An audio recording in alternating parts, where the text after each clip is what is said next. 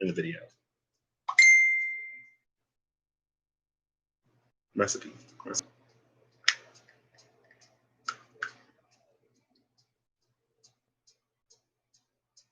I'm live. Hey y'all.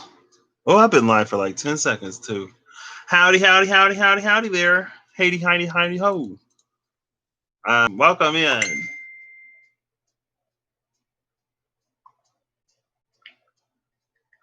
One second. Welcome in. Boom, boom.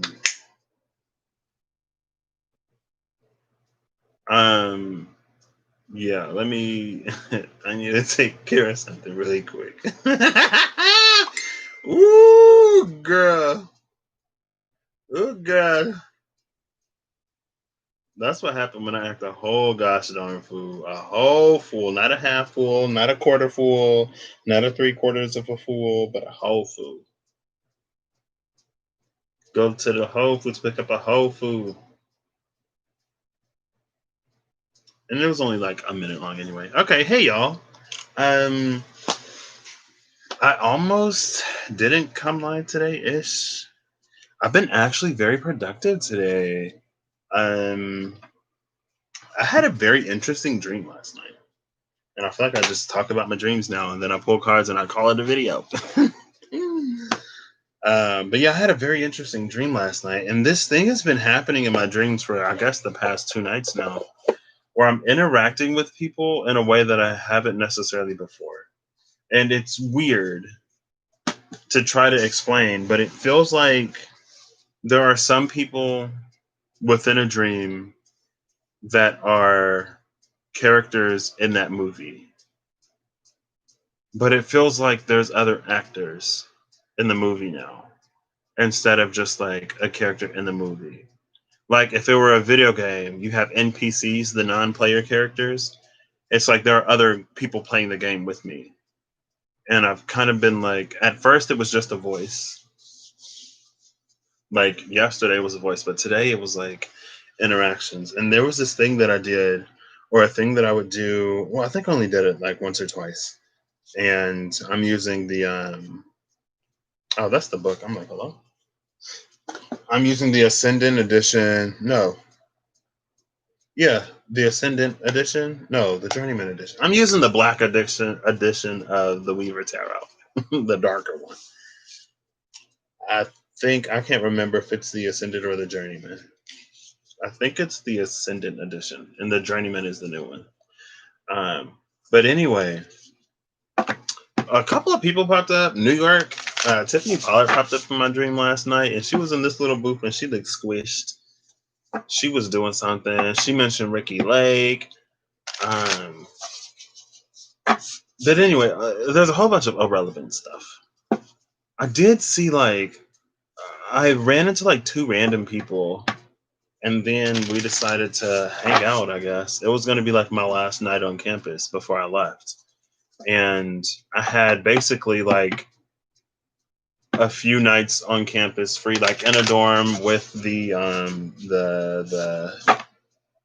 whatchamacallits, the dining courts, and it's like I wanted to use it before I left, so I took a bus from my apartment to get there, and I ended up picking up two people along the way somehow, and I'm just like, what?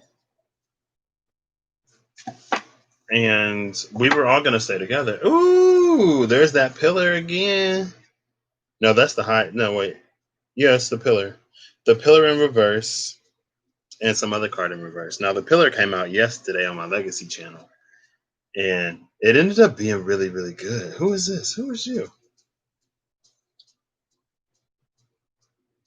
Oh, the Nine of Swords. Okay. Nine of Swords came out yesterday. Anyway,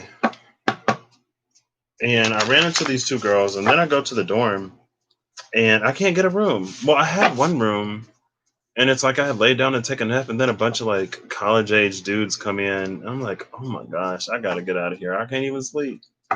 And Chino was in my dream, the little dog. He was chilling outside the door for some reason.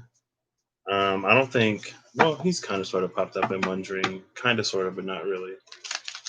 We've been getting a lot closer in these past few days. I think we're coming to an understanding, and he actually lets me pet him now, which is interesting because before it's like I could pet him for 2 seconds and then he would start jumping on me, scratching me, and trying to bite me. I'm like, oh my gosh. But anyway, towards the end of the dream, I was going to catch a bus because I couldn't stay in the dorm.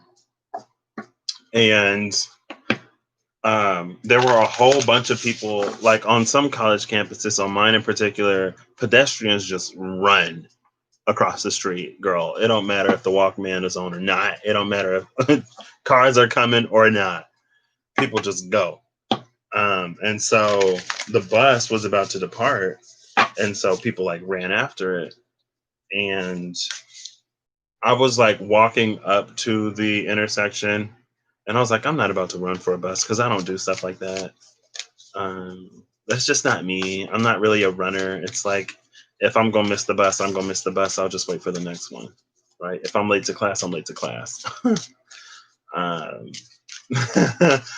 and so it's like I was looking at them walk, and I was in my head for a second, and I just kept walking in the middle of the street. And then there was a bus that was coming up to turn, but it wasn't like already turning, and I was already walking. And so it waited for me to get far enough to turn. And then as it was turning, I said to myself out loud in the dream, I was like, wow, I guess I should have been paying attention. And like the Walkman turned on before I made it to the other side of the street. And so this person who was crossing, going in the direction I was coming from, they were like, yeah, you should have been. But they didn't say it in a like a condescending way. They were just like kind of sort of in a jokey way, like, yeah. But I was so caught off guard though, because I'm like, what? Like I was surprised that she replied to me. And then it's like as soon as I crossed the crosswalk to get on this bus to go back to my apartment, and it's like at this point all traffic had stopped, and this bus was just sitting there. And there were a lot of people running to the bus, and I was like, man, I might just end up waiting for the next one anyway because I don't feel like standing on the bus. Because then I'd be like moving around, and I'd move. I'd be afraid I'm about to fall, and then like people looking at me. Anyway, but as soon as I crossed, there's this older woman, and she's like, "Hey, can you help me find something?" I was like, No, I didn't have the heart to tell this woman I'm trying to get on that bus since it's still there before it take off. But I was like, what are you missing? What are you looking for?" And then she was saying something, and she was asking me, and then she said she was told by somebody that I would help her find it. Now, usually when stuff like that happens in the dreams, it feel like it's just a part of the dream. But there's something about how she appeared and how she maneuvered and how she operated within the dream, and something about what she said that made it seem like she just like her and the girl before her that I had just interacted with. It's like whenever I cross this street to get to the bus, it's like all of a sudden it feels like I'm encountering actual people, right? And I guess I was like semi lucid at this point of the dream, and that's another thing. Um, but anyway, she was like, "Yeah, I was told that you would help me find it," and I was like, "Well, where's the last time you saw it?" And she like walked to the edge, and then there was this other older lady, and she walked to the edge of the intersection, and she was like, "It was around here," and I was like, "Well, maybe it fell down a drain." But there wasn't a drain on that side of the street, but there was a drain on the other side of the street. And then somewhere around there, I woke up. Right. But what's interesting is I remember I had one dream in particular, and I think I've done it a few times. It's only really, really worked one time where I was in a large city. There was like this large city that I would dream in for a certain period of time that was heavily populated. Large city, right? But there was one day I went lucid and I was trying to find somebody. So I was like thinking, so like when I'm lucid, then I can just do stuff. When I'm lucid, but I don't have as much control, I can't just do stuff.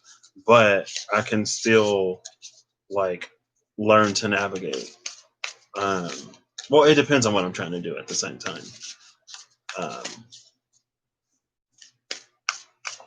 and so basically, it's like I had an intention in the dream, and I was like, okay, I need one of these dream people to show me where to go because I can't just go wherever I need to go right now. And I was walking, and then I noticed the dude get a text message. I think I've talked about this before, probably not on this channel though. I saw a dude get a text message, and he looked at his phone kind of confused, and I was like, did you just get a message to take somebody to XYZ? And he was like, yeah, but I don't know what this is. And I was like, okay, I'm the reason why you got that message, and I need you to take me where I need to go. And he was like, I don't know where you're going. I was like, it's okay. You don't have to know. Just wherever you feel led, take me there. And then he ended up taking me to the place that I needed to be. And then after I left that place, I needed to go somewhere else. So I literally walked outside, and then I did the same thing, and somebody else helped me go somewhere else. And so it was just interesting. I feel like in some weird dream way, I was on the receiving end of that. Hey, 1111, right there.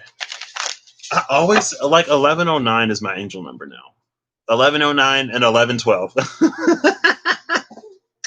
I've been missing 1111 sometimes. I catch it sometimes. But I look at the clock 1109, 1110, 1112. I don't even be mad anymore. I also feel like I'm starting to adjust to a different time zone because it's like I'll catch like if I were on the Eastern time, if my phone showed Eastern time, and I know it's like that's still a number off, but whatever. If my phone showed Eastern time, I would be getting like 3:33 and 4:44. Now since I'm on Central, then I get like 3:45, and like 4:56. If it's 5:55 Eastern, it's 4:55 here, right? But I've been seeing lots of that lately. But yeah, I feel like I was on the receiving end of like, I don't know what the freak you're talking, and it was just 12:12. I don't know what the freak you're talking about or where you're supposed to go. But if you were told that I knew the information, I'll try. And I woke up. So maybe after I woke up, I now this is like way out there, right? But if that was someone else's dream and I popped up at the end of their dream, or I popped up not at the end of their dream and they popped up at the end of mine, then it's like when I woke up, maybe like a little dream avatar could have stayed and helped her. I don't, it was weird though, because something about the last like 2 to 3 people I talked to in that dream to me was like you're not behaving like anybody else in this dream. But yeah. It would be interesting though if there's somebody out there in the world and like the dude, it was like an Asian man, and Asians and black people and all kinds, like we're a whole more intermixed than ever before. But for the sake of this argument, or for the sake of bewilderment, it would be like really cool if like I don't know, some dude in Asia was like some random black guy popped up in my dream last night and asked me to take him somewhere, and it was me. Because now I'm like some random old lady popped up in my dream last night, and she was told that I would help her find whatever. And I'm like, what? I just came to get on the bus, but I knew the bus wasn't going anywhere. So, yeah, that was interesting. And then I woke up today feeling really, really good. Um, like I woke up today feeling like I won something, like victorious. I woke up today feeling victorious for some reason. And I've woken up like that one time before. And it was when I was like in between sleep and not sleep. And I got a 6 of Wands feeling, and then I woke up just feeling like, yeah. But today it wasn't like a card or anything. I just like woke up feeling like really good. We'll see what you're about. Why not? And then like the cards I pulled yesterday on my Legacy channel were amazing. I'm like, oh my gosh. So I was like, what do I title this video? And I was like, so y'all really out here doing the work, huh? Like y'all ain't just talking about it now. Y'all like being about it. I want to turn this back all up right, but I don't think it's time to do that yet. Okay, we're just gonna pull off the top, I guess, and then we'll see where we're going. So the card that caused the ruckus is, it looks like the King of Swords or Wands. Oh no, it's the King of Coins, the ruler of coins. And I've seen this before. There's like lots of threads connected to those horns. Could be bull horns, since this is a Taurian energy. But it almost feels a little cobwebby, right? It almost feels like there's all of this abundance, and you see that little third eye down there attached to that teardrop, or like a little third eye wand. And then we have the crown up here with a crown with the coin in it, with the diamond in the coin, or the crystal in the coin, and then the crystal coming on top as well, and then those horns. So it feels like whatever this is has been left unutilized. Um, it's like it's a piece of our power path, a piece of our power, a piece of our path that is going to bring great stability and um, yeah, it's like it's about stability, and it's stability in every sense. It's stability in every sense of the word stability. So it's financial, it's emotional, it's everything. Anything that you need to be stable in, like relationships, which would be emotional. It's like the ultimate stabilizing power. And it's dusty. So, we may have not been extremely stable in whatever sense of the word stable. I wish I could get this like on my phone right now. Like that would be really cool if I could just like pull up the book and be like, let me read this really quick. A moment. I should just email him.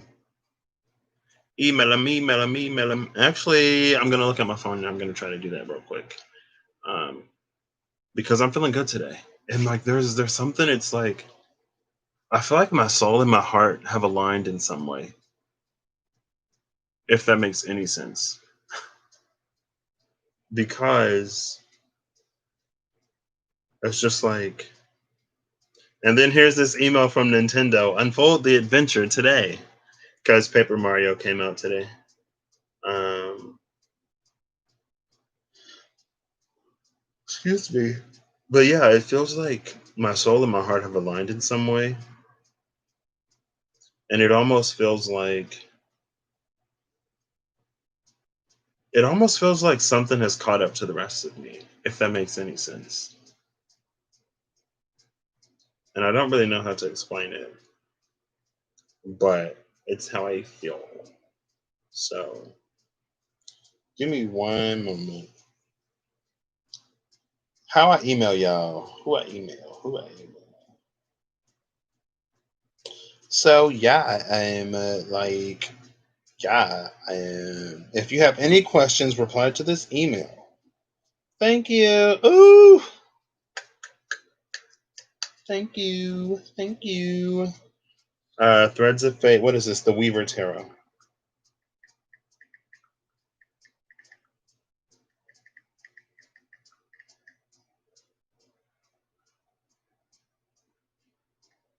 One second, y'all. I'm sorry.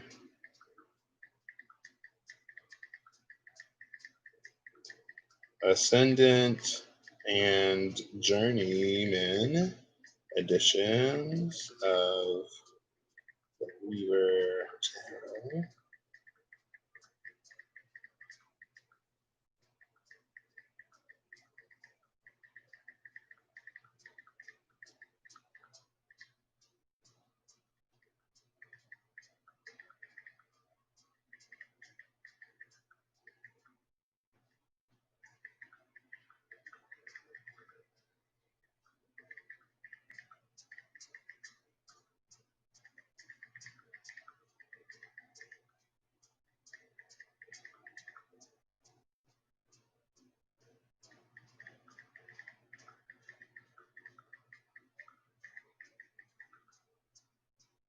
Sent from my iPhone. Yep, that's what we'll say.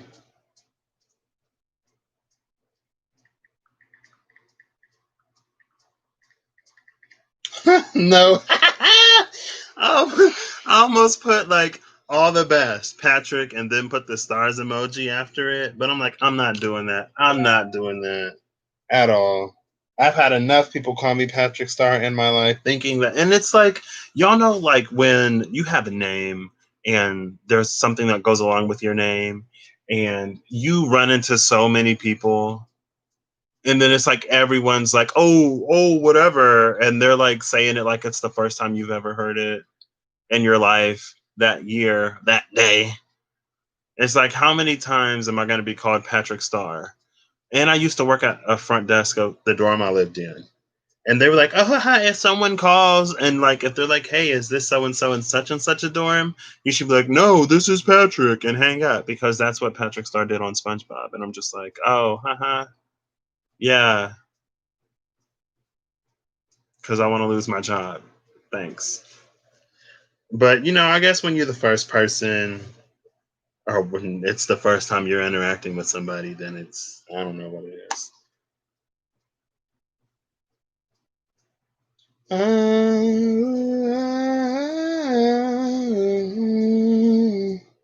don't know what that was. Sorry.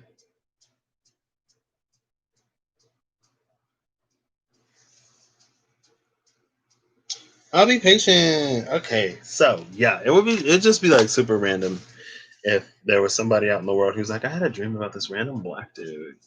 I went to a fairly prestigious university, and like I said, at I worked at the front desk of my dorm, and the African American population at my university isn't especially big.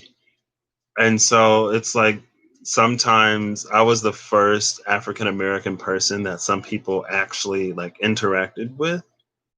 And it was so obvious. Like if I could tell you, and it's not funny, but it's like if I could tell you the number of people who would like literally be shaking as they're talking to me on the other side of the desk. And some people just like, they got nerves and anxiety and stuff whenever, it doesn't matter. Um, And like one of the most interesting times is I also worked over the summer because we host all kinds of conferences. And for one of the conferences, we had a flight that came in from China, I believe, and they came in really, really, really late. And so me and one of my friends, or one of my coworkers, but we became friends. Her name is Rachel, and oof, she's a lot, but she's awesome. Oh! I had a really, really like. There's one moment that we shared together, and I'll probably never forget it. And it just makes me laugh. But there was this one dude, right? And like, we're checking in the kids, and it was like one of their chaperones, and he's literally just like taking photos of me, like from multiple angles. And I'm just like, yes, we exist. Hi, am I your first? Well, I hope I'm not, setting the bar, whatever. I don't know. I don't know where I was going with that. It was just interesting. Um, and then there was another time we all lived, for the people who worked together over the summer, we all lived together. And when I lived in this one place, there was like this huge window on one of the walls. And so we would keep the window open because my roommate, excuse me, I would close it, he would open it. What is he? I wonder what his zodiac sign is. That doesn't matter. Anyway, Uh, but like when I had my window open, sometimes people would just like stare at me through the window. And I felt like an animal on display. And I was like, we ain't, no, like this ain't no zoo. This ain't no kind of exhibit or whatever. I was like, girl, I'm not a fan of this energy. So I just like closed it. Uh, but anyway, yeah. I don't know why I just talked about that, but I kind of know why I just talked about that. But back to this. Is this the Nine of Wands again? Girl, I feel like I see the same cards in this deck. It is. It's the Nine of Wands again. The Nine of Wands, the Nine of Coins, I see all the time. The Nine of Cups sometimes. Now the Nine of Swords recently is popping out. But it's the Nine of Wands in reverse. Now the Nine of Wands in reverse is interesting. The Nine of Wands in general is interesting because in this deck, the Five of Wands is a pentagram. But upright, the Nine of Wands with the five is a pentacle. Right? And the pentacle is where it points upward. The pentagram is when it points downwards. And so at first I was like, well, so this point represents spirit, and then the other 4 points represent the other 4 elements. So people say that the pentagram is bad because it's like you're putting all of the earthly, all of the material stuff before spirit, and then the pentacle is good because it's like spirit comes first, and then all of the like the earth, fire, water, the things that make up the material plane. So from that sense, with this 4 of Wands being on the outside, it's like there's something that we kind of sort of want with this ruler of coins that's dusty and like it hasn't been tapped into because oh yeah, it fits the story. Because we haven't been taking a spirit-led approach to accomplishing whatever it is that we want to see fit. It's like we've always been more focused on the external world, on the physicality, and that energy of instant gratification, excuse me, coming from a lack space and not just it's just like just not having the relationship established to the point with spirit where we can go about getting things in a more correct way, right?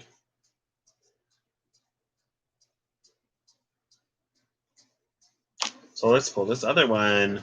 Next is another one in reverse. It looks like the 7, no, the Seeker. I'm trying to read it. The S, no, the 3. Huh. The 3 of Swords in reverse. Girl, what do you mean the idle timer is expired? I've been working on my work all day today. And the only reason why I decided to come live now is because it's not letting me open the program anymore. So I was like, okay, I guess I'm done today. I've been working for quite a while today. I made a lot of progress today. I got my program to the point where it actually runs fairly quickly, comparatively quickly. And then as I'm finalizing some things, I scroll back up and I'm noticing things that I overlooked before. And I called myself, there were some things that I was doing that was unnecessary. I was like, oh, I don't need to do this. I can just do a more direct path. And so I took the more direct path. But I forgot that there was a reason I did it the unnecessary way. And so I reintroduced the unnecessary way after discovering it was actually necessary. And things were working. But when I scrolled back up, I noticed that I forgot to change the units on something, on one thing. And so it changes the whole program because I'm multiplying it by 4,184. And so multiplying it by 4,184, regardless of the number, it's a magnitude of 3 increase by something. And so it changed a lot of stuff. So now I'm like going back and I'm making sure. And like these are things that I would have caught before, but it takes so long to run this program that I'm just trying to make sure I have something that runs at this point before I go back up and recheck everything. Right. But I guess it could also be argued in this time of me not being able to do it, I could have done all of that rechecking beforehand, but again, I didn't necessarily catch it when the program didn't even finish running. I don't know why I'm talking about that here, but the 3 of Swords in reverse. You see that bird? You see that bird? This is a 3 of Swords upright. Let's get a closer look at that bird. Now, I don't know if it's necessarily impaled. Oh, well, never mind. Yep, bye bye, birdie. I think I actually went to go see that when I was in elementary school. Yeah, she's impaled. But these threads are also stitching it together. There are thorns on these swords. So on the 2 of Swords, there's a thorn. We got the 2 of Swords pointed upwards. We have an Ace of Swords coming down. On the 2 of Swords are thorns. And it's the thorned swords that actually pierce the bird. Now, When the thorns come out of the bird, they turn into threads. But around the hilt of the sword, you can tell they're thorns. Now, all of these have standard hilts, so no crystal hilts here.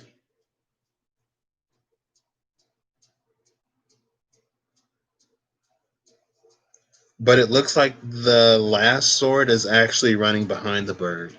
So it looks like the bird is resting on that sword, on the main sword, and then you can tell. So those are the thorns on the swords on the bottom, and then you can see at the top when they come out, they're like threads,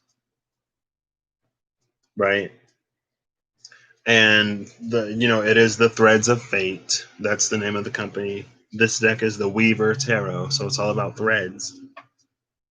And the red string of fate it's something fated to happen. Usually when we talk about the red string, it's a string that links two people together.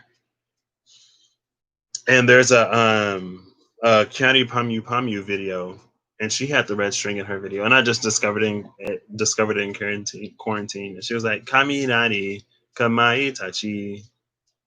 I don't know what that is, but Kaminari is thunder or lightning. Kaminari. It might be lightning. And the Kami and Kaminari is probably God, because Kami is God. It could also be paper, but it depends on how you pronounce it and where you put the emphasis. I wonder. Let's try this. I'll just go to Google Translate. I was gonna be like, Kaminari wa eigo de nan to imasu ka? But let's see.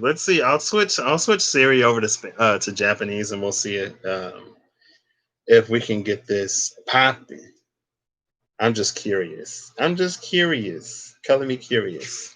These videos are going to be longer, and they're not going to be straight to the point. If that's something that you don't like, either skip around in the video to get to the relevant bits, or just don't watch. No offense taken, like ever, but here we go. I'm not even going to try to say "Hey Siri" in Japanese, but we'll see if it'll tell me. Kaminari wa eigo de nan to imasu ka? 英語では雷をこのように言います。Thunder. Thunder. It's thunder. So Kaminari is thunder. Thunder. I want to do that again. Let's say. Ringo wa eigo de nan to imasu ka? Oh, wait. Ringo wa eigo de nan to imasu ka? 英語ではリンゴこのように言います。An apple. I might keep Siri on Japanese to practice my Japanese a little bit. I don't know how to say, "Hey Siri." What did I know Gaijin Hunter posted it. Ima nanji desu ka? 午後7時1分です。7:01. Okay. Anyway, I'm gonna switch this back to English because I actually use Siri when I do stuff like this. But yeah, so Kaminari is thunder. Well, let's see what Kamai. Kaminari, Kamai Tachi. Kamai wa eigo de nan to imasu ka? 英語ではこのように言います。Stance. I don't know. Anyway, I'm sorry. We will get into that later. I want my male Siri voice, though. I want the male Siri voice. I don't know why. I'm partial to male Siri. Kaminari, Kamai Tachi. Do do do do do do do do do do do. Nope. Siri voice. We're going Irish. What? I'm Siri, your virtual assistant. I'm Siri, your virtual assistant. Ooh, okay. I'm Siri, your virtual assistant. I'm Siri, your virtual assistant. I'm Siri, your virtual assistant. That's the Irish. Okay, let me stop. I'm Siri, your virtual assistant. Okay. Girl, why they got accents on here? I'm Siri, your virtual assistant. Yeah, there you go. My friend, she put on the British one because, accents. Anyway. I took a few years of Japanese in college. Purdue 大学で日本語の授業が、3年ぐらい、3年ぐらい、What's the duration of time? 3年ぐらい日本語の授業が取りました。いや、3年ぐらい、3年ぐらい、パドゥ大学で、日本語の授業が取りました。日本語の301は3年 ?3 年 No, not 3年。3枚 Not 3枚. Girl, I don't know how to say it. I took Japanese 301 like 3 times because my life was falling apart, y'all, and I needed to actually pass my actual classes. And so Japanese actually for me didn't get hard until like 202.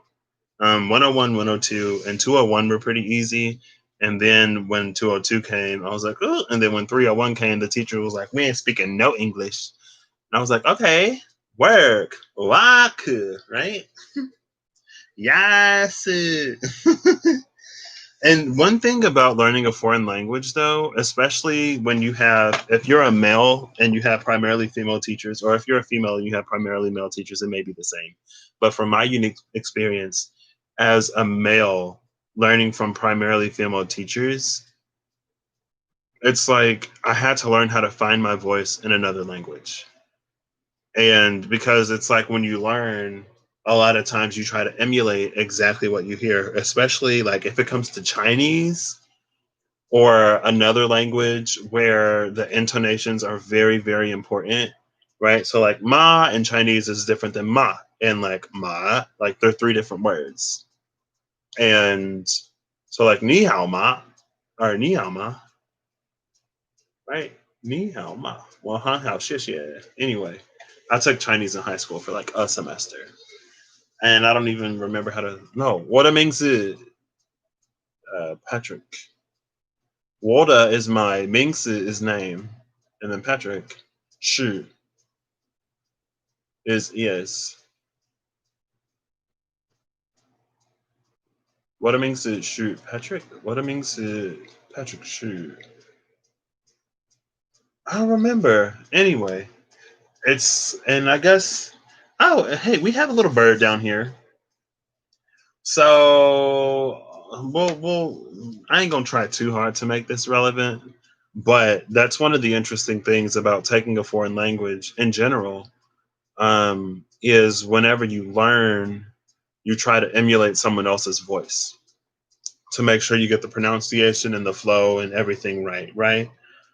So for me, I couldn't like, and then you feel like whenever you get put on the spot in class, you feel really awkward because it's like, I don't know. Now, like after, because in Chinese, I had to do it in high school a little bit. When it came to Latin, we weren't necessarily speaking Latin. We were just like reading it and writing it, right? Or like if we were doing something with vocabulary, but we weren't like speaking in Latin. But then when it came to, so I already had some experience when I took Chinese. So when it came to Japanese for me, I was already a little better at it. But I remember I was in class one day, and I think it was Muramat Sensei asked the question, and I gave an answer, and she laughed, and she was like, "Say it again." So I said it again, and she laughed, and I didn't understand why she was laughing. And so then the next day, because so it was like Monday, Wednesday, Friday, we were with. It was like workshop days, and then Tuesday and Thursday were like learning days, where the head professor would teach. And so in the workshop day, I asked like Shimoda Sensei, who was a dude. He's the only dude Japanese teacher I had. Um, but I was like, he said something, and I gave the same answer, and he was like, "Yeah." And I was like, "I don't know why Muramat Sensei was laughing at me yesterday." And he was like, "It's probably because you said it like a girl, or you sounded like a girl when you said it, or something." I was like, "What? Like, what does that mean?" I don't know. Um, but yeah, it's one of the interesting things that I had to learn how to navigate. And one of my friends actually complimented me on it. She was like, how do you do that? Because like whenever I try to speak, like my voice gets super high, and I'm trying to do this. I was like, girl, I had to work at it. So now I can just be like, konnichiwa minasan, watashi no namae wa Patrick desu.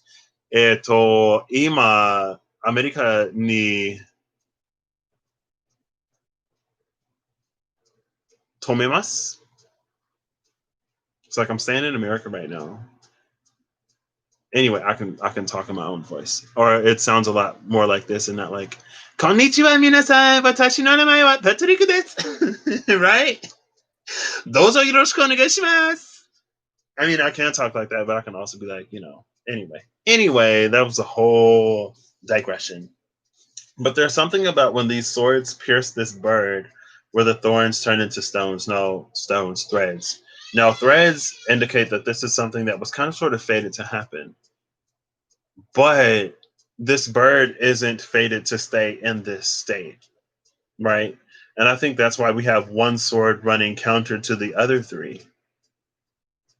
It's like this is the knowing and awareness that we're not supposed to stay impaled on these swords, but the pain can be so debilitating that we don't have the strength to really get up. And that's also why, like, we see the threads at the hilt and not at the point, or we see the thorns at the hilt and not at the point. But I guess, in reverse, it's interesting that the thorns are down here because since this is in reverse, gravity would pull these two swords out of the bird. But it almost feels like these thorns are keeping the swords from like falling all the way out. So whatever like heartbreak we're holding on to is keeping us stuck in this three of swords state where we would just like kind of sort of more naturally heal from it. And then with this nine of wands in reverse again, it's like we've put spirit, we've put everything else before spirit. And so we're not really open to getting that assuredness. Speaking of thunder, I haven't heard thunder like today or yesterday. I was hearing thunder a lot, like every day. Even if it wouldn't rain, I would still hear thunder. And I'm like, is it going to be thundering until the blue lunar storm comes in? Last card is the Hierophant in reverse. The Hierophant in reverse, it's the keys are keys. Like, I don't know if keys necessarily go in reverse or upright. The keys in this deck speak to experiences and initiations and processes. Keys in this deck speak to initiations and processes. Now, the Hierophant is typically depicted with the two keys. It's the key of gold and the key of silver. The gold one is correlated to the sun.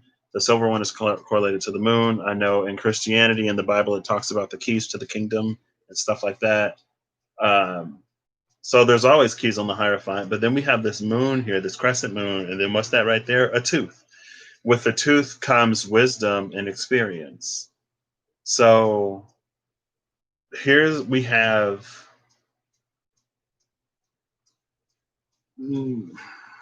it's an intuitive energy, but it's not completely full.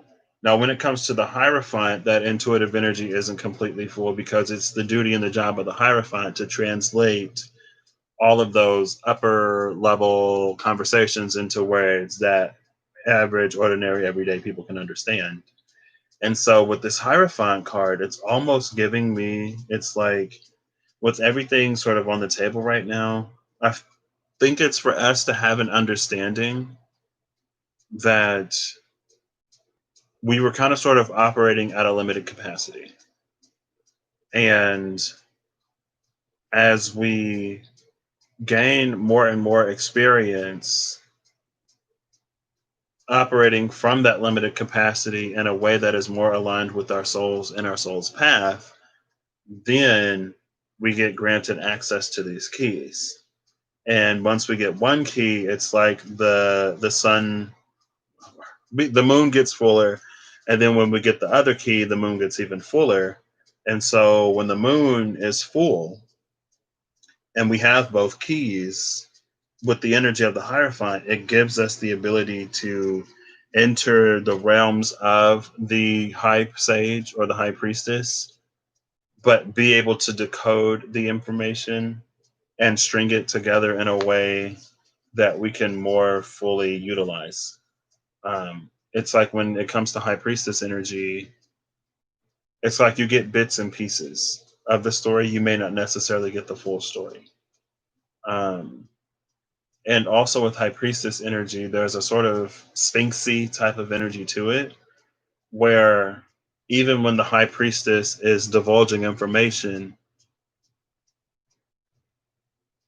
there are still things that are withheld, right?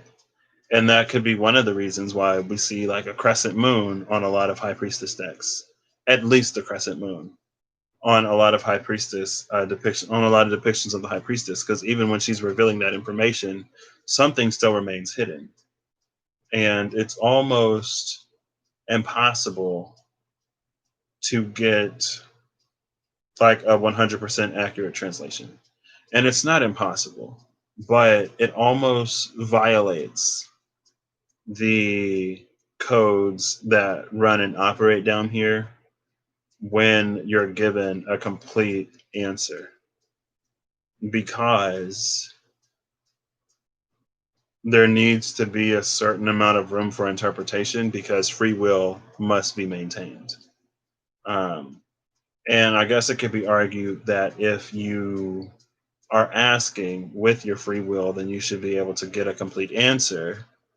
But at the same time, it's like information and choice play a very interesting role. And it's like, how do you fully 100% translate something from the divine into space or in a way that like a mortal would be able to understand it, right? Not everything is necessarily like, there's not a word for everything. And so sometimes at the most, you're going to get what, 2 to 3 to 4 to 5 words, and then you miss out on key important parts. But anyway, with this, I feel like the more we grow, the more we get access to. And with the also with the Hierophant energy in reverse, it's like the more access we get, the more liberated we are. And so it's like we kind of sort of come out of this contracted energy, but only after we prove that we can, like I said, utilize the information that we have. Um, and that's when you get into a little bit more like sovereignty, and you get to do what you want with your life, and you get a little bit more say on your path. It's like you get a little bit more say on the way you get to your destination, like consciously, right? Kind of, sort of. I don't know, y'all. Who am I? Who am I? Who am I? There's that Three of Pentacles. I see that Three of Pentacles, it seems like every single time. It don't always come out. Sometimes I only see it at the cut. But all right. Give me something else. The sun is starting to go down. I'm about to get out there and start cooking with my mama. With mi madre. Boku no Kaisan. Boku no Haha. Boku no Haha to Butter Chicken ga. How do you say cook? Cook goshimasu. I should know how to say cook. I should know how to say cook and clean because we have the chapter. Solskyo, not Solskyo. I can't remember how to say cook or clean, girl. What? I love how Siri gave me like an audio response to, "Hey Siri, how do I say this word in English?" But if I'm like, "Hey Siri, how do I say cooking in Japanese?" In Japanese, cooking is 料理をすること. Urori o suru. Urori. Yeah, I should have known that. I wasn't a chef. So Siri does still translate. I thought Siri wouldn't do it, but Siri proved me wrong. Urori o suru. So it would be like Boku no Haha to with butter chicken ga ryori o suru. Ryori o shimasu. I'm gonna be cooking some butter chicken with my mom. Ryori o shimasu. Ryori. And I know to make suku, so sukimasu. Sukimasu. I think suku is to make. Girl, it's been a minute. I wish my Japanese wasn't rusty, but it is what it is. We've seen her. Oh, we got 2 cards upright this time. So first we have the Seven of Cups. I love the Seven of Cups in this deck because from everything else from our previous experiences, we've gained experience. And if we're conscious enough, the experience from the past leads to wisdom. And the wisdom that we take from our experiences in the past lead us to creating or choosing new options, even if we don't necessarily fully see the outcome of it. Now, with the thorns surrounding the eye, it's like our vision in this space is restricted because whatever the seventh cup is completely different from the rest of the six. So, if we're not cognizant and conscious and aware, if we're not keeping our experiences in mind, then we'll keep running the same circles, making the same loops, doing the same rounds, repeating the same mistakes, making the same choices. But if we have our third eyes unbound, unrestricted, then we can choose the choice that actually elevates us out of that space. And I think having your third eye unbound and unrestricted in this case is as simple as seeing the lessons in all of the things of the past so that we're not consciously or subconsciously, unconsciously repeating the same patterns, right? Because, like, if this cup is on the same level as the other six, then it's like seven options that are all the same. Or maybe we can't see that an option is different because there's sort of like stuckness and restriction up there with our perception. And one thing that leads to this is when we need to see other people as the villain, other people as a bad guy, when we shift all of the blame on someone else, then it's not that we don't see our own part in the situation. It is. But more so than that, it's like we don't see the lesson. All we really get out of that is like this person is bad and that person is bad, or people like this are bad and people like that are bad. But a lot of times when we say people like this and people like that, we kind of sort of go off of appearances. And so you can attract the exact same type of person, but if the appearance is different, then you don't know the difference. When in reality, with the suit of cups, it's like we should be able to feel the difference emotionally, right? Also, that could just be there are some things within ourselves that we're not yet ready to, um, that we weren't quite seeing, or that we weren't ready to be seen in our true authenticity. Now, this could be a past energy or it could be a present energy.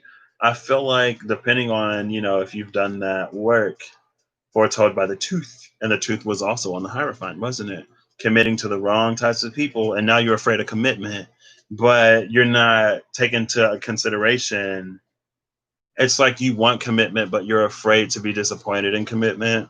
But it's like the people that you were going after, it's not that they were necessarily non-committal types necessarily. They could have been, but it's just like folks not worth forming those energetic ties to.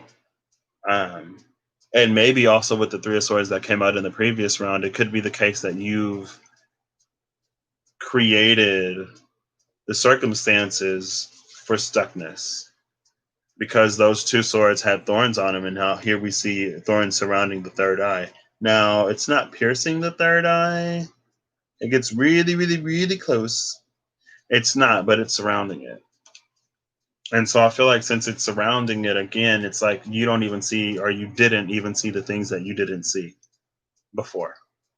And the thorns around those two of swords, again, it's got you stuck in this space of like everyone's the same. I don't know. And then is this the five? The five of swords. So many swords. And we've seen the five of swords before, I believe. We got the three of swords pointing downwards and then two swords pointing upwards. Now, hey, this is like stalemate energy ish, but that third sword should break the tie.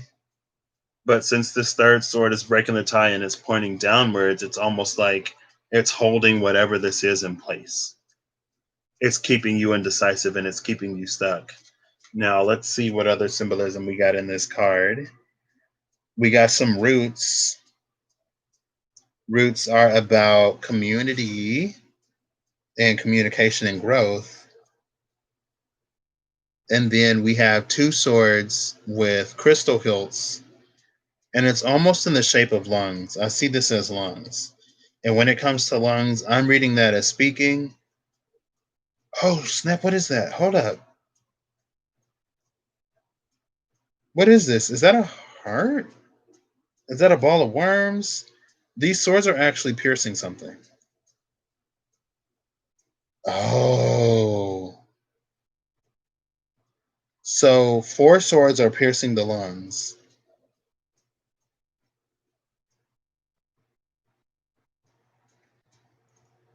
And the lungs are getting pierced from like the front and the back. But this third sword, well, I don't know the anatomy of lungs too well. So I don't know, but I think it's the heart. I think this is the heart. And it's like these lungs are the wings of the heart. And there are thorns around the heart. The heart is broken. It's like splintered and fractured, but it's still together. Right? So you see the one sword piercing through the heart, and then you see up there it's going in, there it's coming out, over there it's going in, over there it's coming out. And so it's like the lungs is the throat, the lungs corresponds to the throat, the roots being communication and growth and also community. And then the heart being the heart, it's like we're supposed to be able to speak to elevate ourselves out of these situations. So it could be the case in the past where whenever you were dealing with these, you were never given the space to speak. And so this is the energy of suffering and silence, or it's the energy of things that went unspoken. And now, in order, it's like, oh my gosh. So there's the throat, there's the heart, there's the third eye. We got thorns around the third eye, we got thorns around the heart right there. And then we got swords piercing the lungs. So your heart is restricted, your vision is restricted, and it's like your ability to speak has been taken away from you because of heartbreak and because of the sort of position it put you in, right? Because with the Two of Swords is indecision. So it's like heartbreak stole your voice, and then a fear of speaking out kept you in that space. Girl, I don't know why y'all pop up with 15 million different idle timers. I don't want to continue to the session. Let me close this session. Let me just go ahead and close this out. Also, I finally changed all of my startup programs, so I don't have like 15 programs that I don't use on this computer booting up when I start up the computer. So I've been in this space for the past few days, actually, of cleaning up and doing things that I should have done a while ago. That I could have done a while ago, not that I should have done a while ago. But yeah, let's get a few cards. I'll pull off the top. So first card out is Justice in Reverse. With Justice in Reverse, I feel like as long as you continue to not speak, you're going to be sort of in this stuck space. And there are two, so on the Two of Swords, there are crystals, and then on the other three swords, there aren't. And so it almost feels like part of this was learned from family, like probably when you were raised. Maybe for some reason you never complained or really spoke what you actually wanted. I need to blow my nose. 1 second.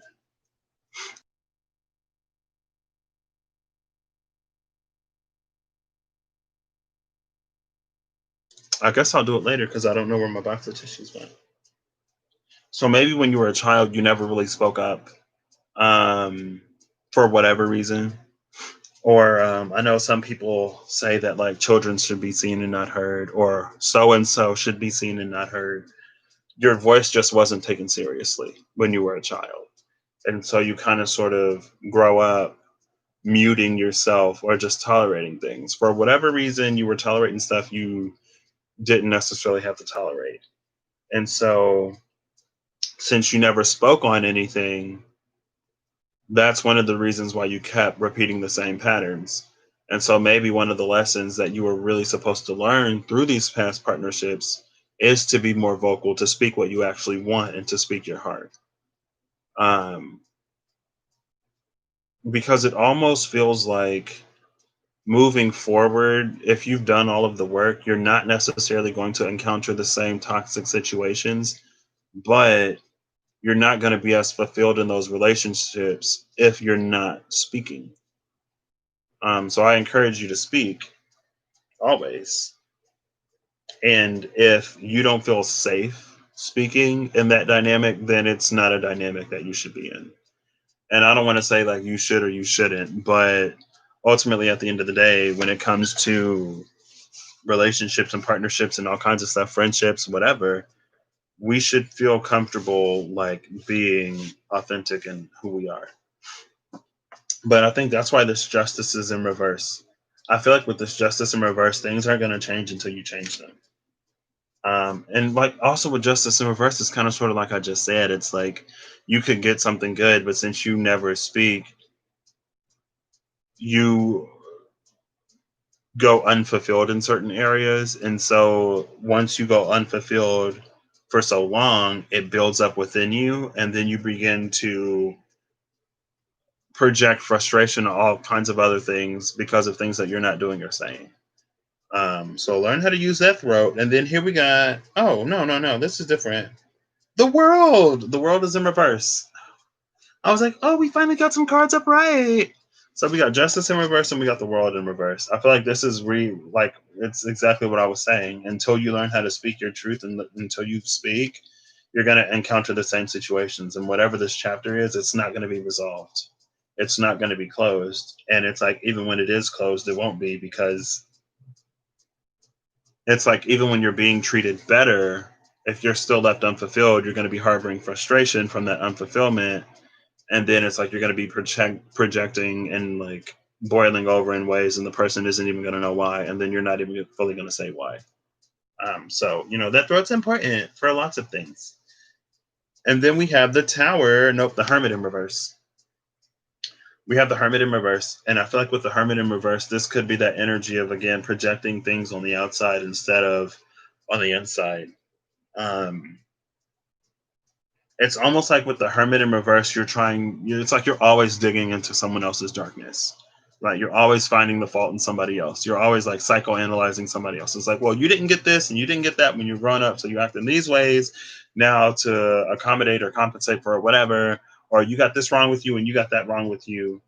But it's like in the moment, you never really say anything. You never give someone an opportunity to address things before things get this far or go this wrong.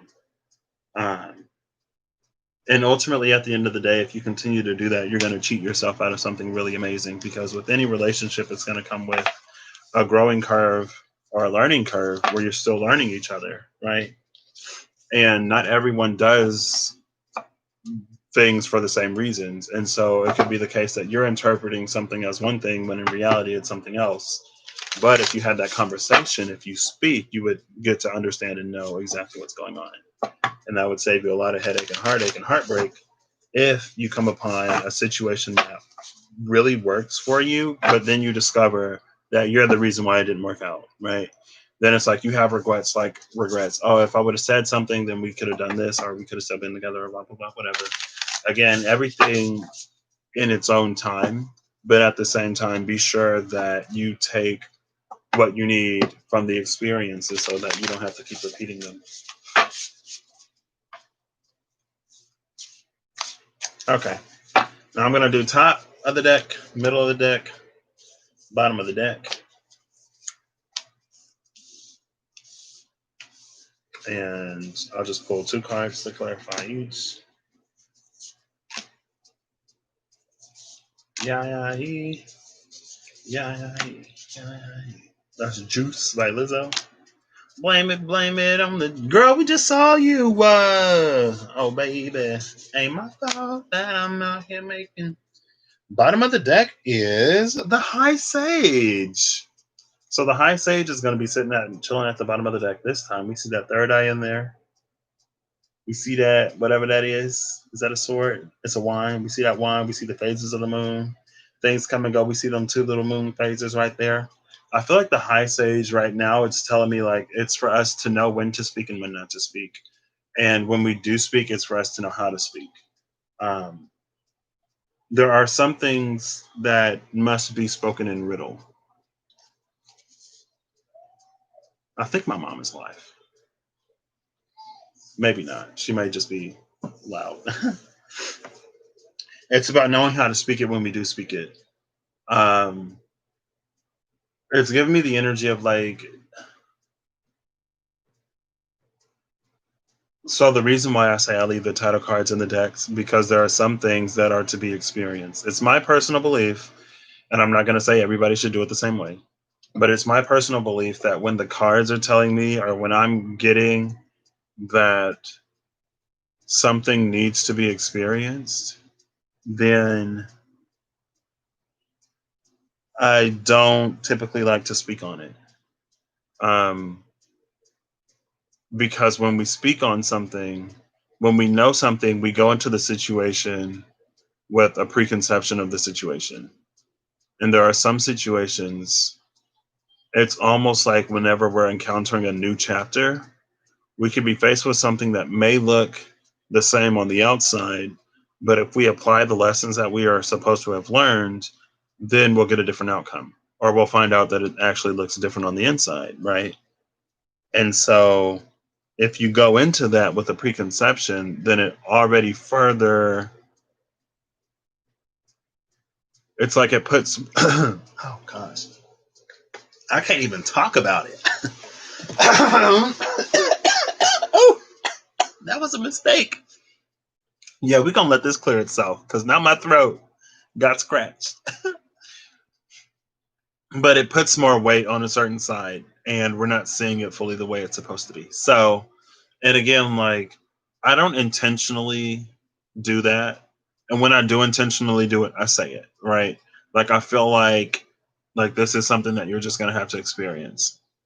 Now, I feel like there have been times when the way that I've gotten something and I said it to somebody, because again, like, sometimes we know as much as each other. Sometimes I can feel a little bit more. But especially at that point in time, I didn't trust enough in my ability. Or I don't want to say I didn't care enough, but it's been my experience, or it's part of my journey of coming into more of who I am and deepening my connection with my higher self and higher selves and embodying more of that, reducing the communication barriers. That sometimes I'll get something in a way that'll make me think one thing, but in reality, it's something else. And because of that, I've learned to be more critical of a lot of things. And it's sharpened my discernment in some ways. Um, and so if I get it that way, I say it that way. But then sometimes it's like if I wait for a certain situation to come up or if I wait for something to happen, and then I'll be like, oh, okay. So now I see what I didn't see before, especially like if I know somebody, right? Or if they talk to me after I've said whatever, then it's like, oh, okay. Boom, boom, boom, boom, boom, boom, boom. I can see why we thought this, but it's actually this other thing. Um, Sometimes, I mean, I don't know. It's different for everybody. Let me just continue. But I don't even know why I was talking about that. Why was I talking about that? Because the high sage at the bottom of the deck. Yeah. It's like sometimes certain things are withheld from us. And it isn't necessarily, that's it. Sometimes certain things are withheld from us. If I try to explain it, then my voice, like my throat literally starts to hurt. So we're just going to move on. So the card that came out at the top of the deck was the Ten of Coins. Oh snap! The Ten of Pentecost. What? Look at that. Look at all them coins. You see, we got different things and different ones. We got the bone for experience. We got crystals for abundance. We got keys. We got thorns. We got roots. We got all kinds of stuff. And then we got that big old diamond at the top, raining down. This, to me, speaks of things that are promised, but we have to be open to them. I don't know why promised, but just like that just like the ruler of coins when it first came out, it's like this, it feels like something like promised to us that we're not utilizing. Like it looks dusty. There's stability that we have access to, but we're not claiming it. And so clarifying the stability is the devil card and the seeker of wands. Now the devil card it's honestly, it's giving me Capricorn energy. Capricorn being the cardinal. So this would be the beginning of getting all of that Ten of Pentacles. So Capricorn energy would be the 2, the 3, and the 4 of Pentacles, and then the 10 would be the tail end of Virgo energy. And with the Seeker of Wands, the Page of Wands, it's like I feel like we are, and then you see that moon up there, but that moon is sort of sitting at the top of that. Oh my gosh, I love it. The moon is sitting at the top of the Star of David. Star of David, that's what it is. That's the shape that people know. I was like, it's the Merkaba. It's what is that? It's the shape of the Star of David. But the moon is sitting in the top of that masculine space, right? Because the upwards pointing triangle is fire, the downwards pointing triangle is water. So here we have that intuition and fire, and then we have the Seeker of Wands. And with this being devil energy, it's telling me that we were getting more caught up in the having of the thing than in. It's like when you're so focused on getting it, then you do things that you probably shouldn't have done, right? So I'm getting Capricorn energy with this, but also I'm getting like a little bit of shady business. This is shady business. And the Seeker of Wands is like, I don't care how I get it, I just want it. I feel like when you get to the King or the Queen of Wands, then you might start to be like, okay, the ends have to justify the means. And like the way I go about getting this needs to be of a certain. It's like with the Seeker of Wands and the Devil energy, there's honestly, it's a lack of integrity. It's a lack of integrity when it comes to seeking out abundance. And with that lack of integrity, it could turn to jealousy, envy, and all kinds of other stuff that would have people carrying around very heavy or very twisted emotions. And it's like the twisted emotions and the heavy energy that you carry, it's tainting everything that it is that you wish and seek to manifest. And so that could be one of the reasons why maybe you don't have the 10 of Pentacles yet, or it could be one of the things affecting us truly coming into that ruler of coins energy where it's all about stability. Now, there are many, many, many, many, many things that will block that stability, not just whatever this energy is, but this energy is the energy of someone who will envy what someone else has instead of doing whatever they need to do to get it themselves. And it's also the energy that will make excuses for why someone else has something that they don't have instead of actually putting in the drive to get it, right? Because I feel like healthy devil energy with a healthy fire court energy would be someone who is determined to succeed, but not someone who will do whatever it takes, right? Because sometimes when it comes to doing whatever it takes, that's when we start doing something seedy and shady that we shouldn't be doing. Now, in the middle of the deck, and again, the High Sage is at the bottom of the deck, so maybe that's why my throat kept closing up. Now I'm sort of feeling that High Sage energy as like Spirit has its eye on all of that. And you could have been fooling me. You can be fooling your neighbors. You might even be fooling yourself. Maybe, I don't know. But Spirit knows what's really going on, right? That's why we have the light moon and we have the dark moon. Spirit hears your prayers with the light moon, but with the dark moon, they also see your intentions at the same time. And that's why it's like, ooh, you see that eye? And that eye is looking at the full moon. In the space of the full moon, there's nothing hidden in the dark, right? It's when the night is most illuminated, when the moon is full. And Spirit's eye is always on the full moon. So whatever you've done in the dark or whatever we've done in the dark will come to the light. But again, because I just got envy the other day. And when that envy came out, at first I was like, a little like, but hold up.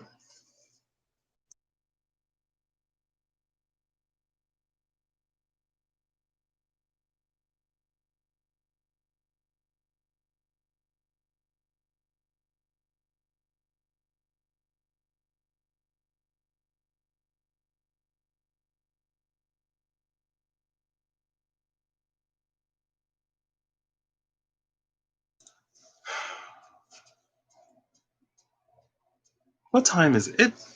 It's too late. Jared!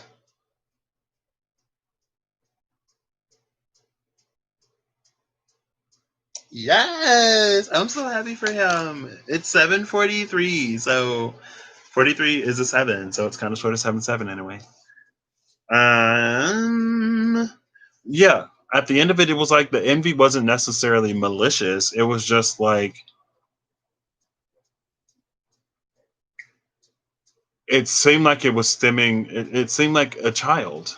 It genuinely felt like a child. Like this person has that. That person has this. Like why don't I have it? Like am I not worthy? Like why am I not worthy of that? And it's like you're asking yourself why you don't have certain things, but instead of it inspiring you and motivating you, instead of it getting you to look at what you do have, you may not necessarily go super deep into the darkness of what envy and jealousy can be, but it's like it's been tearing away at your self-esteem and it's been tearing away at your self-confidence, right? It's like all of the other kids at my school have light up sketchers and I don't have light up sketchers because my parents won't give it to me, excuse me, because we're too poor, because we can't afford it. And then it gets you in a mode of like thinking that you don't deserve things that other people have. And then you'll find things within yourself that you will attach that undeservedness onto. And even outside of physical things, because in here crystals can also be pieces of the self, right? And so it's like you could have misaligned, it's like you have negative tags. It's like a tag that has some kind of negativity attached to it. And you put these tags on different pieces of yourself. It's like, I'm not worthy of this because of that. And I'm not worthy of that because of this.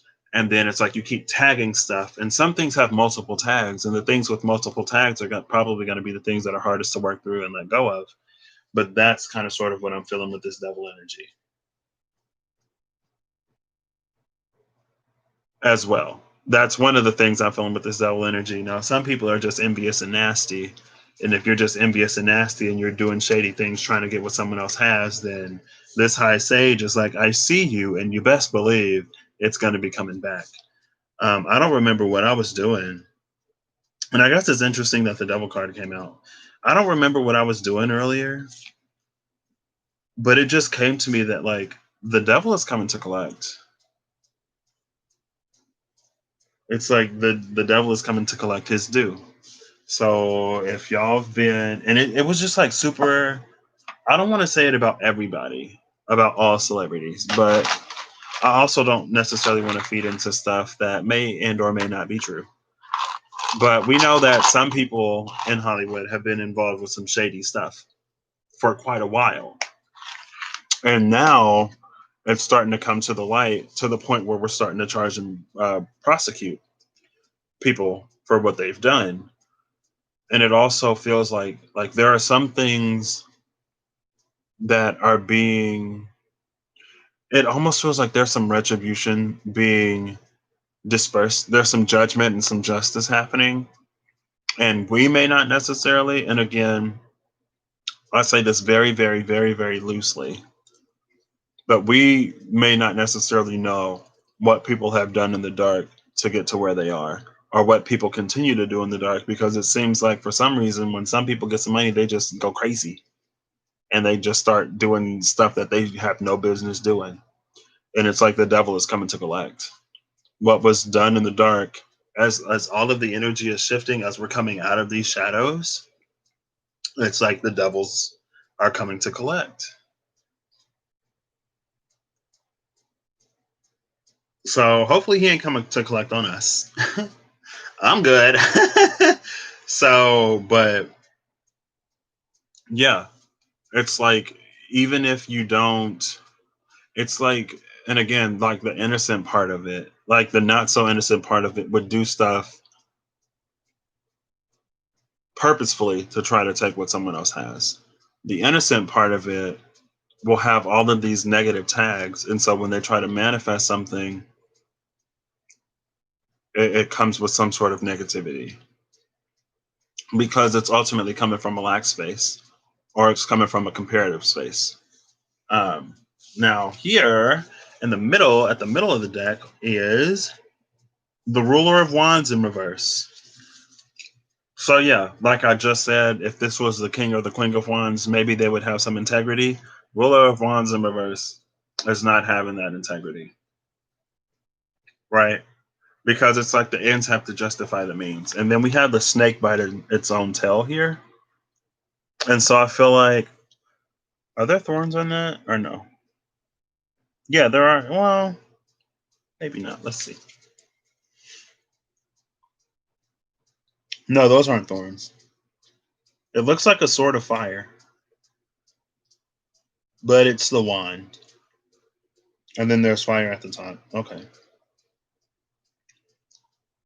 And then I don't know what this coin is with the number 8 on it.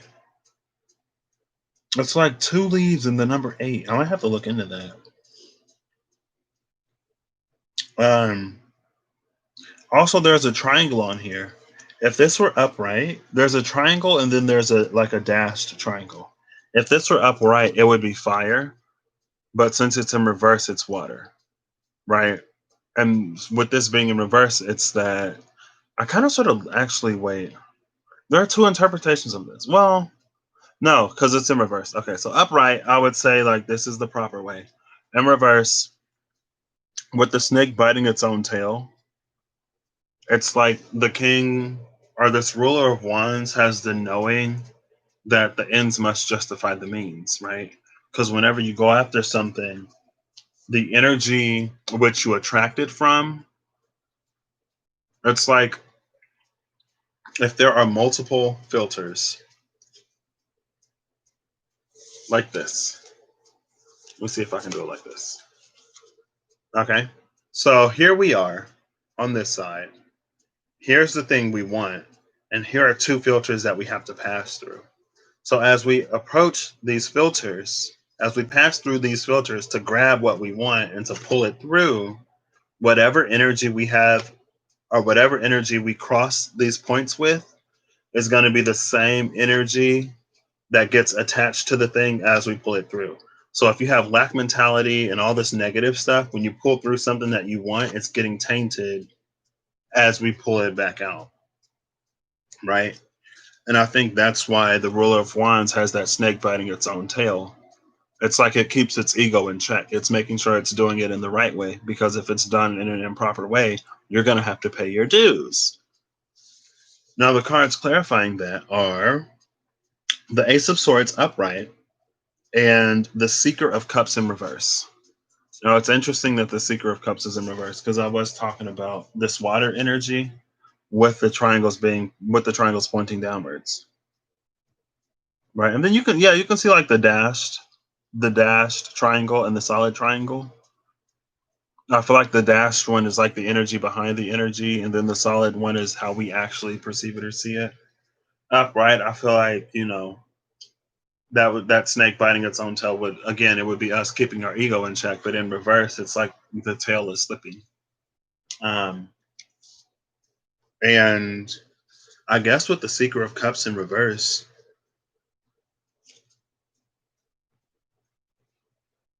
I don't like this, but I'm gonna finish. I don't like it, but I'm gonna finish.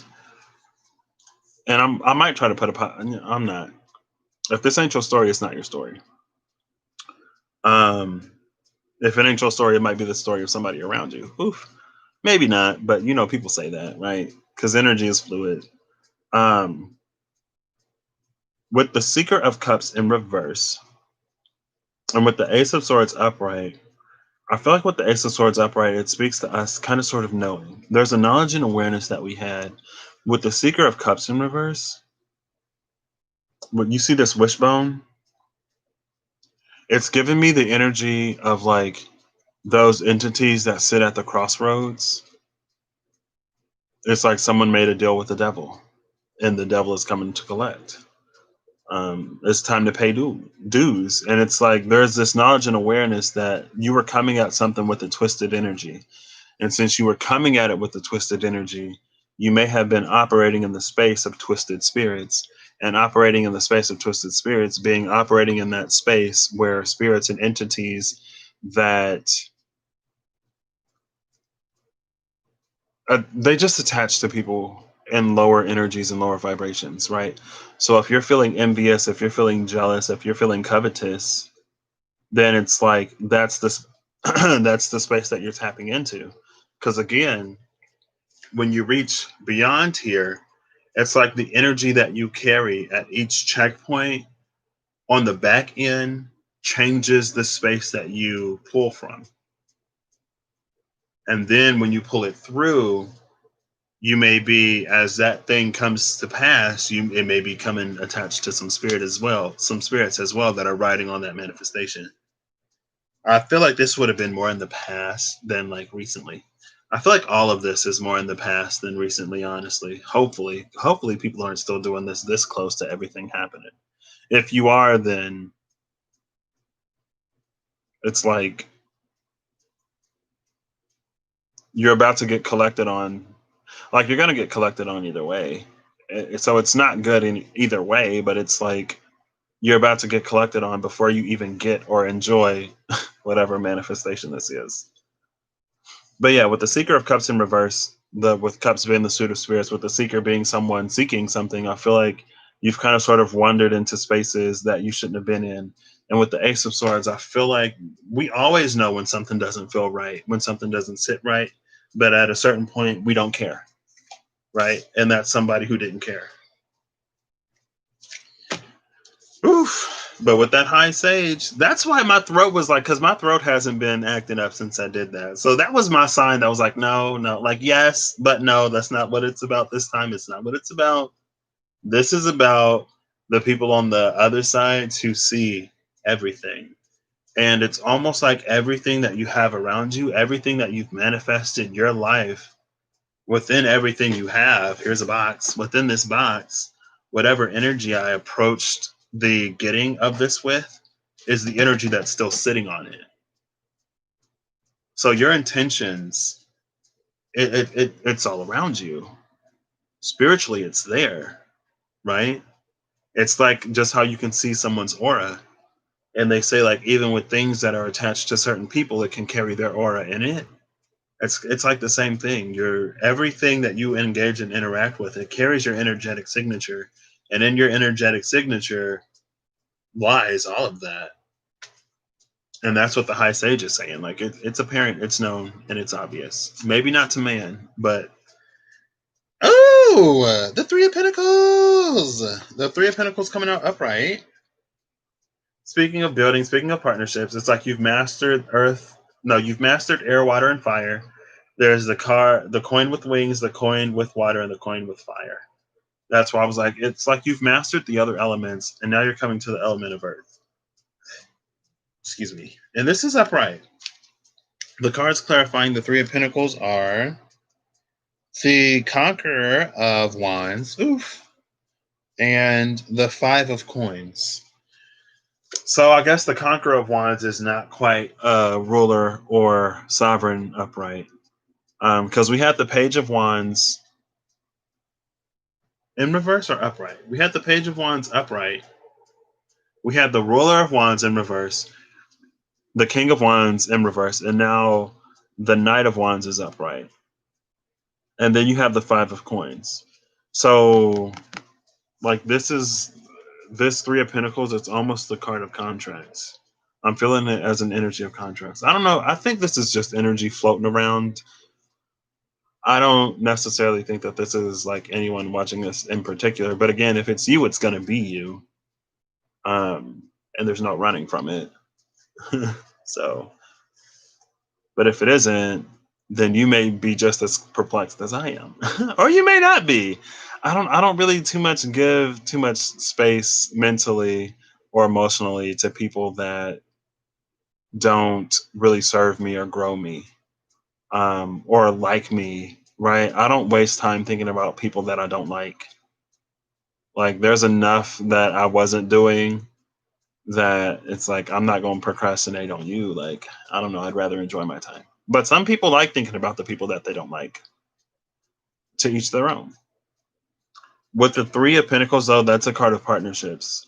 And with this Knight of Wands upright and the Five of Coins upright, again, it feels like all of that envy and jealousy and stuff I was talking about from this lack space with the Five of Coins. Someone has been manifesting, someone has been moving, someone has been acting, someone has been putting out their fire in those spaces. And the fire is connected to the spirit, it's connected to their soul, to the soul, right? And again, it's like you've been operating, dabbling in these spaces that ultimately, at the end of the day, weren't for your highest good.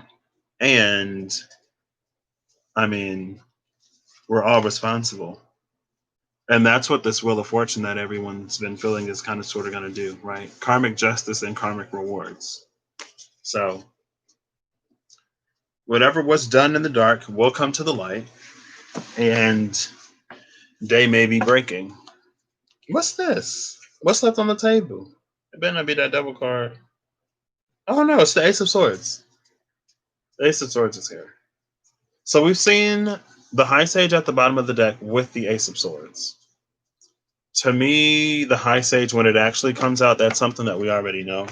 The Ace of Swords is us being granted a new perspective, um, new information, or whatever. But it's like, I don't think this is necessarily new information, but it just may be the case that, like, it's almost like something that you do as a joke or as a dare, right? I don't think this is actually going to work, even though, I went on the internet and I looked up, Googled, like, black magic you can do for blah, blah, blah, whatever.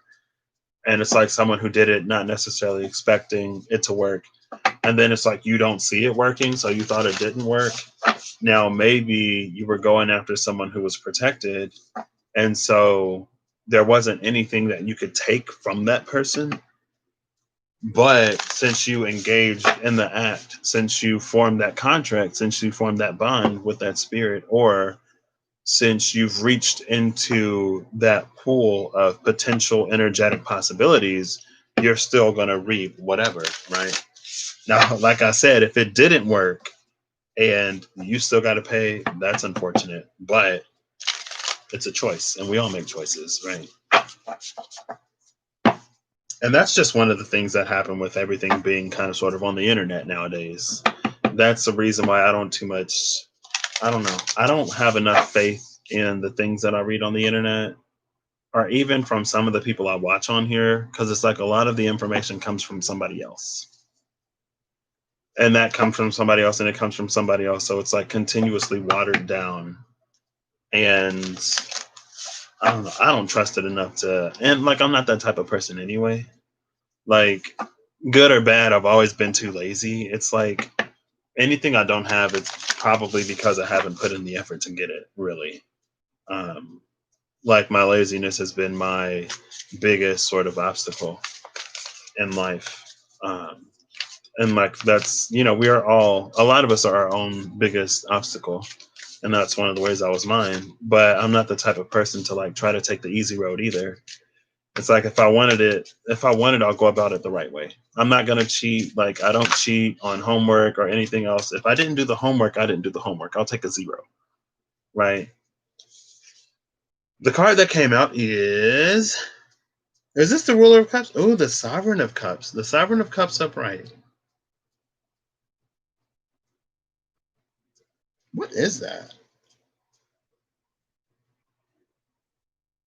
What is this? Is that like a shell? I'm like, what's at the top of that cup? Y'all see that? Because there's the stem, there's the glass. What's that? Oh, it's a clam with the pearl. And then there's the crown. But the clam is blocking the cup. So you can't pour anything into this cup.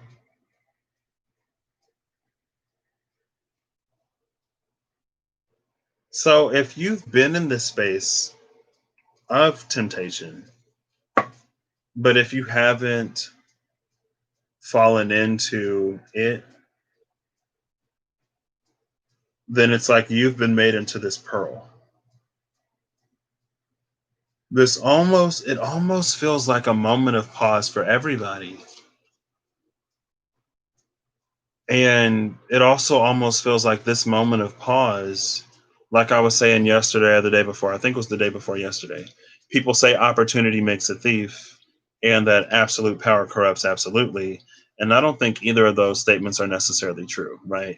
Like if you're waiting on an opportunity to steal something, you're probably a thief, right? If you're like waiting on a little bit of authority or a little bit of power to completely lose your mind and start to abuse it, like that's who, like we should be who we are regardless of the amount of money or power that we have, ideally in an ideal world, right?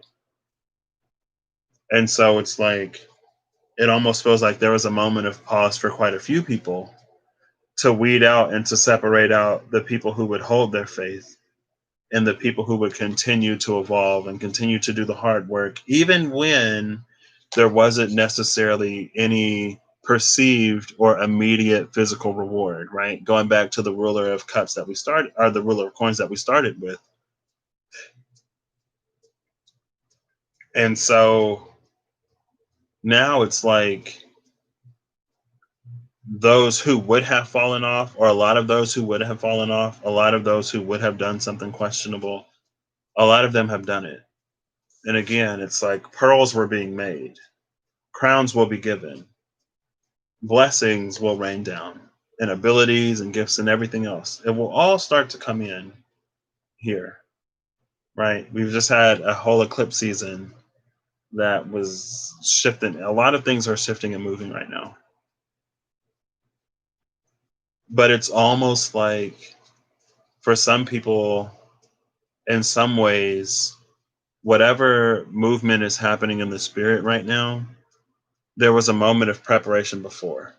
And so it's like things have been slowed down. And like, right, because the cup is blocked.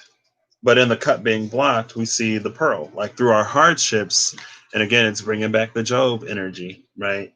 It's like through our hardships, it was for us to keep our faith and to not curse God, to not curse spirit, to not curse the universe, and to not pursue other means of getting the things that it is that we want to get, or to not. And it's like it's okay to fall into certain energies, but once you begin to act from that space, once you begin to reach out from that space, that's when you're starting to cross thresholds and you're starting to cross lines and you're starting to enter realms, right? It's like if you get upset, if you get depressed, if you get low, if you start to ask questions, like all of that is fine. But when you act from those spaces, then that's when we have the correct action. But yeah, crowns and stuff will be given. Bottom of the deck is who this? Temperance in reverse. I feel like with temperance in reverse, it's like the time for waiting is over. The time for waiting is nearing its completion. And soon, all things will begin to be poured out, right? And so maybe they'll be collecting at the same time that rewards will be dispensed. So that it was interesting. It's like, everything was going so well on the other. I want to go back to last night. I want to go back to last night. But again, I feel like so the intention and the separation over here is like on this channel, I go deeper. And on that one, I don't go as deep. On that one, it's more surface level. And so um, I feel like there are certain things that it's like I intend for it to be a different sector of the population of the collective.